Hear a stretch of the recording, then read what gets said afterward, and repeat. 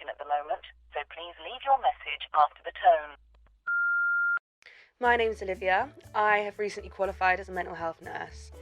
Mental health has been a theme that's been quite prominent in my life, and it made a lot of sense to me to choose a career in that field, something that is always changing, with people that need as much from you as you can possibly give.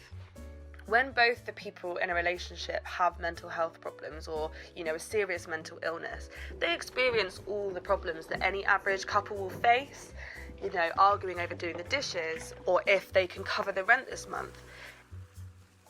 Except you have to consider that these problems might also be amplified. My name is Millie, I'm 20 years old and I'm currently a student at Solent University. So between the ages of 11 and 15, I was quite badly bullied, and that's had an effect on my confidence and particularly my self-esteem in more recent years.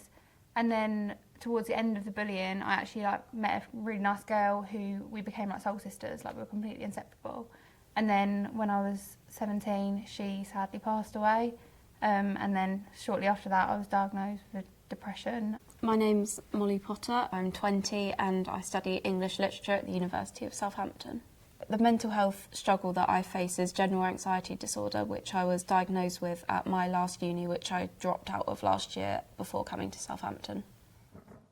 And these things can put a massive strain on a relationship. If one party in the relationship has a mental health problem, let alone if both people do, it can be very hard to support another person when you also need that really intense support.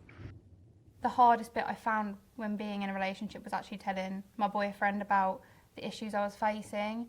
So before we were together, we were friends for quite a long time, and I never told him. So when it came to having to tell him that I was going through all these issues, I was really worried that his opinion would change on me, it would put him off me, or he wouldn't trust me because I never told him before. But saying that doesn't mean that this is a problem that every couple that both experience mental health problems will come across. Some people find that level of support from another person really, really helpful, especially when that person can genuinely fully understand you. Ben's helped me by just sort of always being there, because it's nice to know you can have someone to talk to, because sometimes when you have anxiety and other mental health struggles, you sometimes feel like you can't talk to your parents or your friends because you don't want to sort of burden them, especially parents. You don't want them to worry about you. So to have a boyfriend who is there for you, that you can talk to because they love you and they're not going to worry, don't feel like you're going to worry them like your parents, is really, really helpful, because it means you can talk to them about anything. There's a lot to be said for looking after yourself before looking after other people, and I completely appreciate why that might be more important for someone than holding a relationship down while they're experiencing certain issues. I've very recently become single, but at the same time I don't find it hard being single with mental health issues, because if you meet someone in a club and they buy you a drink, you don't have to tell them anything. At the end of the night, I'm going to be going home with my friends, I'm probably never going to see them again. Dating while you have a mental health problem is not something I would necessarily discourage nor encourage, personally, just because I don't feel like I have any say in the matter. I feel like people will make their own personal decisions, and you have to have a certain amount of trust in someone that they're making the right decision for them. And if it becomes very blatant that this is not the case, you can just offer your support and signpost them to the right places so that you know that they're getting the right care that they need.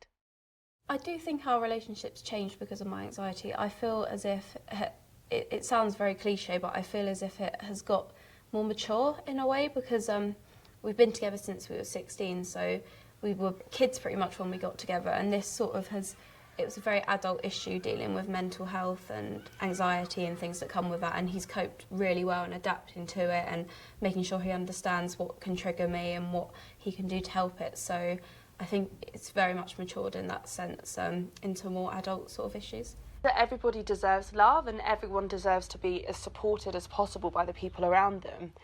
And if that is a healthy relationship that is supporting you and building you up in every aspect of your life, including your mental health, I don't see why anyone would want that to stop happening.